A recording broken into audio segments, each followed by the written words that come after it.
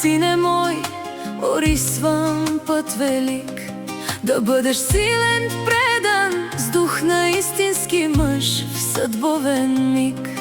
Пожелавам ти, сине, живота ти да е пълен с любов, да не виждаш никога какво е труден живот, да срещнеш по пътя си обич, за която на всичко да бъдеш готов. Приятели много ще срещнеш, помни, не искам да те предават, както с мен са го правили в онези дни.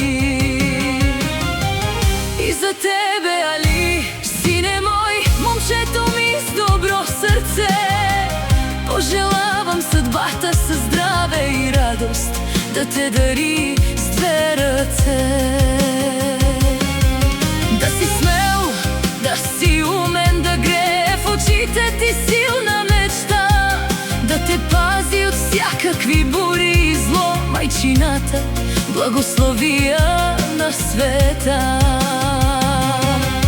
Да намериш закрила и вярност, която криле да ти дава, и твоето слънце в живота пред нищо да не залязва.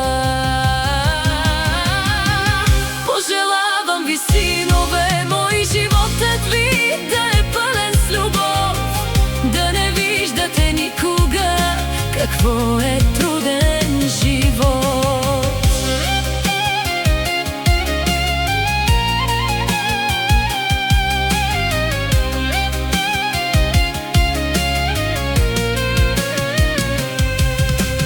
Асен и Али, моята гордост, моят свят по-нов.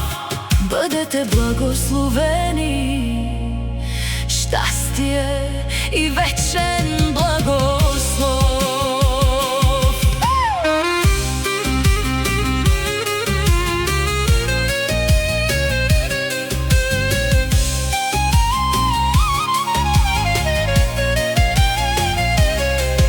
Ако видите човек беда, подайте му ръка. Искам един ден да се гордея с вас в този свят така, и да знам, че съм ви научила да бъдете хора с чест, да носите доброто и днес, и утре, и навред. В живота трудности има понякога, помнете това, но братя сте вие, заедно никога не навеждайте глава. Пожелавам ви, синове мои, животът ви да е пълен с любов, да не виждате никога какво е труден живот. Асен и Али, моята гордост, моят свят по-нов. Бъдете благословени, щастие и вечен благослов.